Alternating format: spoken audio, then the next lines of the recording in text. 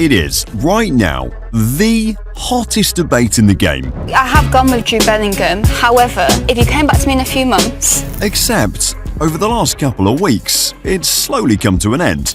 Number one, who's the best player in the Liga this season? The way Pedri controls the game is unbelievable. No one controls the game like he does.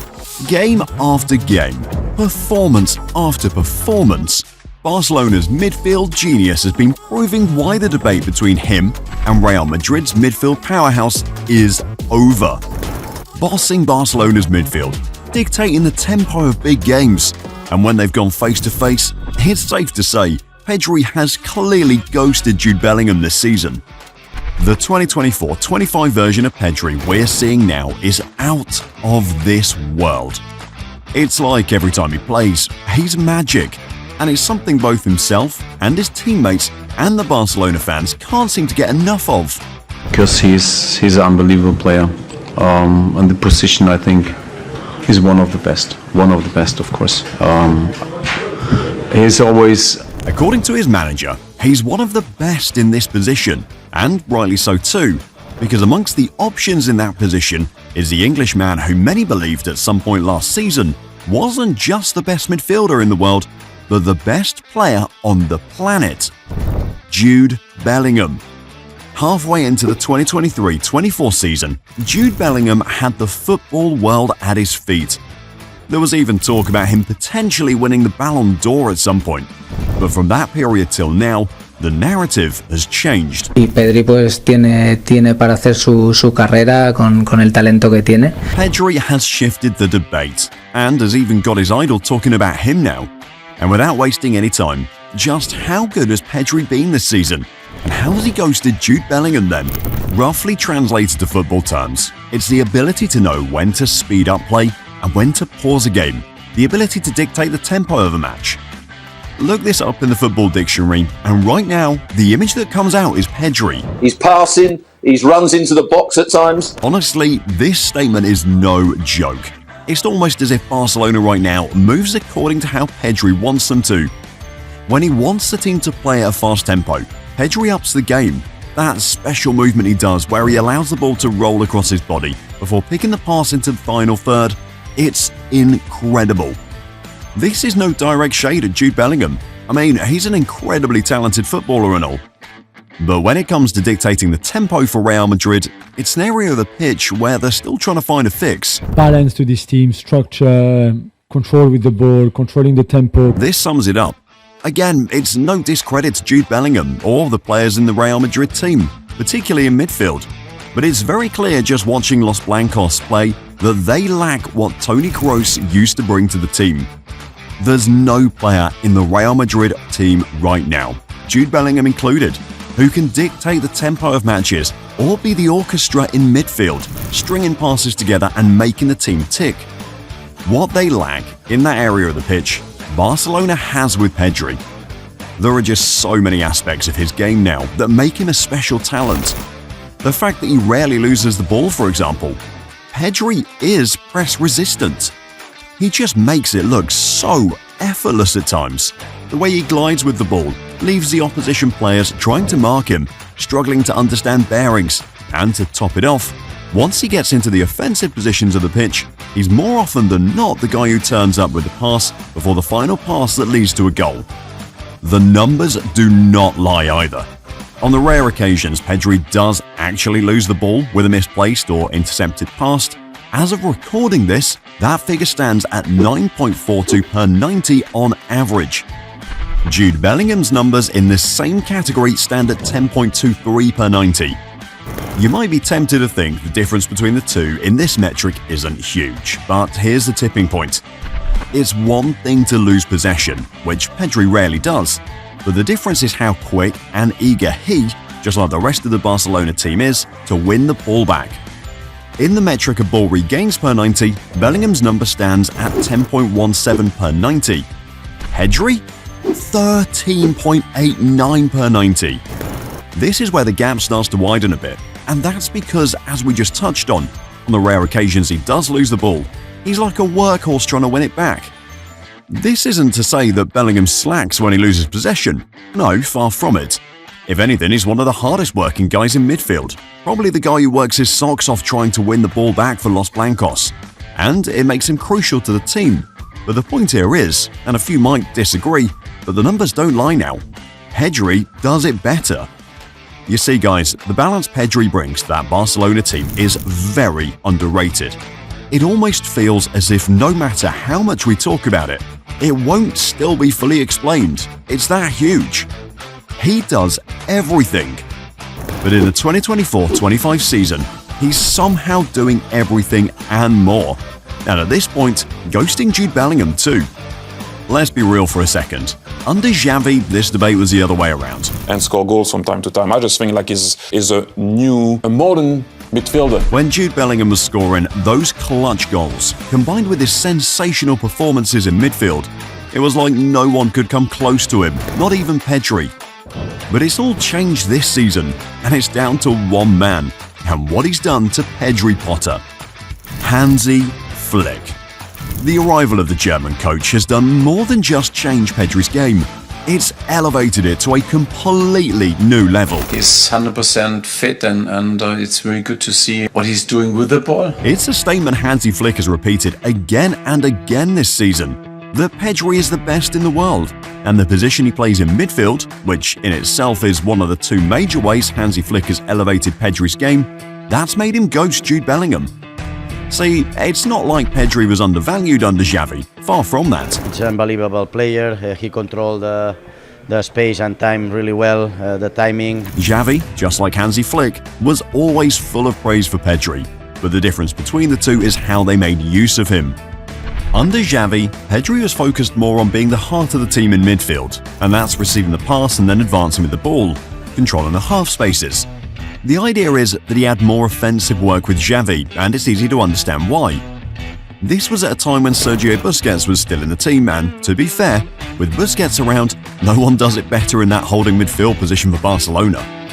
The results were kind of decent too. I mean, it's a combination that did end up winning La Liga in the 2022-23 season, but things changed after Busquets left the club. In 2023-24, that's where we began to see the problems a bit. The shape of the team, using just one player at the base the same way they did with Xavi, wasn't working, and that's why at times last season, Barcelona became so predictable, and even open too. So how has Hansi Flick changed this then? Well, he's found a balance in the team that revolves around Pedri. Usually, for large parts of the season, at the base it's a two-man midfield with Pedri and Marc Casado, with Dani Olmo playing in that advanced number 10 role, which also helps Pedri's game. But the main idea is the pairing of Pedri and Casado has been sensational from Flick. It's mainly about what it does. Marc Casado is the more defensive-minded player in the two, and so he's the one who operates at the base to protect, and having a player like that as cover allows Pedri to get into those central pockets where he can dictate the play. Now this isn't to say Pedri isn't defensive-minded too, far from that. If anything, it's just clear now that no matter the combination Flick decides to use at the base of midfield, Pedri can perform. Like we've mentioned with Casado, or even when he plays with Frankie de Jong. The way the Dutchman plays, Frankie de Jong is more of a roaming midfielder, and by that it means he picks the ball, he begins to drive into positions, or move into positions across the pitch to receive passes when he's not with the ball. Usually, this should pose a problem with the way Barcelona plays, because having two players who are somewhat similar without a proper defensive structure in midfield could lead to serious problems when the opposition turns over possession. But again, this is where the brilliance of Pedri comes into play. When Flick decides to go with Frankie de Jong and Pedri combo in midfield, Pedri takes that Casado position where he acts as a screen between defensive and midfield. And as we've seen so far this season, he does more than just put in a shift when playing in that deeper role. He's almost become a natural. Now all of this is a big plus to Pedri in the way he's ghosted Jude Bellingham this season. Right now, the discussions and debate around this topic might have cooled down a bit, and that's because it seems like Carlo Ancelotti has finally found a tactical tweak that works with the team, but for large parts of the season, it was one central idea. They weren't great, but they won, but Bellingham got 1 star. While the front three or the front two do their thing, Bellingham's having to be all around to make sure there's no space. Bellingham is the example. The problem was the balance and the structure in midfield. It was not working. I mean, yeah, they were doing great because they were scoring goals and grinding results, even up till now. But let's look at this in reality for a bit. The attack is where it's at for Real Madrid now. Mbappe's turning up, they've got Vinicius Jr. down the left, Rodrigo so far plays like a player with a point to prove. Federico Valverde has been amazing every time he plays. But more recently, he's been impressing from right back. The defensive pairing of Rudiger and Raul Asensio is working, and in everything I've said, the one position that's missing is midfield. That's because, in that area of the pitch, despite the combinations they've used, it's still not quite it yet. As the earlier clip suggests, Bellingham has had difficult moments this season, and this is largely due to one central theme. But before we get to that, make sure to hit that subscribe button to Football Historia for more videos like this if you haven't already. And a lot of people that I hear who coached him at a young age say if he played anywhere on the pitch, he would be the best player. This was the verdict with Jude Bellingham at the period he joined Real Madrid, and it still is too. His IQ is so high that he can do a bit of everything. But the problem that still exists is that he's now required to do almost everything in that Real Madrid midfield. Cover spaces, win possession, and at the same time, there's still the expectation of wanting to see him get into goal-scoring positions like he was last season. The deeper you go into this, the more it becomes clear just how underrated Pedri is, and how that narrative is fast changing this season. As the earlier clip suggests, Jude Bellingham is the guy who could do a bit of everything. But the truth is, right now, Pedri is in that same category too. The comparison with Pedri has always been the duo of Xavi and Iniesta. So young, you played with Xavi and Iniesta. Are we talking that sort of quality? This might sound absurd and crazy, and that's because he still has a long career ahead of him. But right now it's a fact. The duo of Xavi and Iniesta? Pedri is more complete than the two. Think about it. As good as they were, the main discussions around Xavi and Iniesta were how good they were with passes and the way they could control games. Xavi with the spaces, Iniesta with the dribbling and turns into half space. Pedri does more with his passes than Xavi, and with the dribbling, he has almost, if not equal, the same ability as Iniesta. But the major difference here, the one that makes Pedri more complete, is the defensive aspect of his game. The same ability he's got going forward is the same one he's got in the reverse, tracking back to win the ball, intercepting opposition passes, and covering for the team, knowing when to drop and when to stay at the base. The best part about this is the way Pedri defends. I mean, yeah, sure, he does get in his fair share of tackles, but the emphasis here is the best way to defend isn't necessarily by tackling or getting stuck in. No, it's by controlling the game. If you manage to hold onto the ball almost all game, there wouldn't be the need to get stuck in. And that's the aspect of this game Pedri has that's an upgrade to Jude Bellingham. The control of the game to not have to get the team making as many defensive actions, because he helps retain possession for large parts. He's put this on display too. That game versus Benfica was a standout. If he was ever getting slept on, the world took notice. 107 passes. 84 out of 88 accurate passes, a 95% pass accuracy, 3 chances created, 7 duels, 5 tackles, 1 possession 10 times, and 0 fouls committed. It doesn't get any better than this. Again, the numbers don't lie, and they still don't quite cover just how good he is. Look at that. He was just as impressive as he was going forward as he was defending.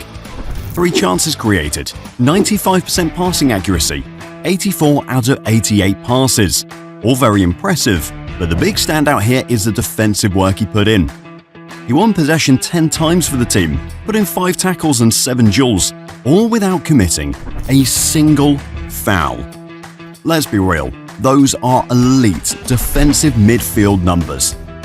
To level the playing field a bit, the biggest downside to Pedri's game, the one where Bellingham has the upper hand, has been his lack of goal contributions. The more Bellingham came up with those clutch moments last season, the more the conversation shifted. It might get uncomfortable if you're a Real Madrid fan, but here's the truth. Pedri is so good that because of the way he controls the game, his performances allow him to not need clutch performances with goals to rescue the team. He's the kind of player who doesn't need to get a goal-scoring action before he's appreciated. And once again, everything we've been saying so far is no direct criticism of Jude Bellingham. But if we want to state facts, major reason for the hype around Bellingham potentially winning the Ballon d'Or last year was because of the goal contributions he was getting. Even the man himself knows it. My other performances, I think when I look at my performances this season, I'm really honest when I review them, and I think they've been of a good level. He talks about how he knows he's improved his game here, despite not getting goal numbers, and yet people don't realise it. Whereas in Pedri's case, fans are getting more and more aware of how good he is, and he's doing all of this without actively getting goal contributions. Pedri Potter. Again, Pedri knows he owes his evolution into this current form he's on down to Hansi Flick too, and it's for a very special reason. Hansi Flick is using genetics to turn Pedri into a superstar. Pedri at the moment he's really doing good. Also he's 100% fit. We've talked about the freedom aspect of his game already, but the highlight here is the incredible fitness levels. When he first burst onto the scene, Pedri was a monster. That image of him that turned into a meme? He'd played 73 games for both club and country in the 2020-21 season. Talk about being overused. Unfortunately, this, as was predicted, had its effects on Pedri. From playing over 73 games for Spain and Barcelona in 2020-21, in the 21-22 season, he only played 12 league games for Barcelona, and this was down to injury. In the 22-23 season, a combination of hamstring injuries, muscle problems, and fitness issues meant he missed over 2 months of action, and missed 14 out of the 16 games with the national team. It was clear that he was still struggling to recover from the load of the 2020-21 season, where he hit that milestone. But in the 24-25 season, those problems appear to be over. Talking about their new managers, we work much harder than before. The new fitness coaches that have come in are really good for us. We work hard and you notice it in games. And this is why. He talked about it, and now Hansi Flick talks about it. The appointment of staff like Julio Toys, the fitness coach of the club, now means that Barcelona uses advanced methods in maintaining the fitness levels of players. In Pedri's case, the genetic study of his muscles allows the club to design the most ideal training methods for him, the best recovery techniques, and just how long he can play per match day at an optimal level. And results with this have been staggering. In the 24-25 season, Pedri has only missed 1 game, and that was a 7-1 win versus Valencia. And here comes the crazy part. Pedri didn't miss that game because of an injury or muscle problems. He missed the game because he was ill. That's how sick Pedri has been all season long, a stomach flu. Staying fit has helped Pedri in ghosting Jude Bellingham this season, because it was clear from the on that he could play. It was off the back of that crazy 2020-21 season that he won the Golden Boy Award for being the best young player on the planet. But right after that, the fitness issues and lack of game time, coupled with the reserve for Jude Bellingham, where Bellingham was getting minutes and staying fit. Now we're seeing Pedri consistently perform game after game. The difference is clear. It's one thing to have quality, it's another thing to be able to repeat the same quality almost every week. Ultimately, it comes down to preference. With Jude Bellingham, for example, you could again make the argument that he gets more end product and more goal-scoring numbers than Pedri. For Real Madrid alone this season, Bellingham already has 11 goals and 11 assists. That's 22 goal contributions in 38 games this season, which is already 10 more than Pedri's total of 12 goal contributions this season. But in this debate, the goal and end product count as a sub-factor, because on the whole, the real ones know that this has nothing major to do with the stats. Playing in midfield? It's about the eye test, and watching the two, seeing the effect they have on the game and how the team plays with and without them. Take Jude Bellingham out of that Real Madrid team now, and while they do lose the presence he brings to midfield and his energy, you somehow suspect that the team will find ways to win games without him. Take Pedri out of that Barcelona team now, and because of how influential he's been to everything positive the team has done this season, Barcelona will struggle. It's a fact. The two have met twice this season, and Pedri hasn't just ended up on the winning team twice, he's more than played his part too. Pedri is the guy right now that makes it tick for Barcelona, from his incredible passing to his control of the game, and his ability on and off the ball. But as the popular saying goes, just like you can't say Xavi without Iniesta, you can't say Pedri without saying Gavi. You can't say Gavi without saying Pedri anymore. You can't say Pedri without Gavi. Gavi is a machine, steadily turning heads in La Liga, and right after his return from injury, is slowly picking up from where he left off. Click the next video to find out the scary truth about Gavi nobody is noticing.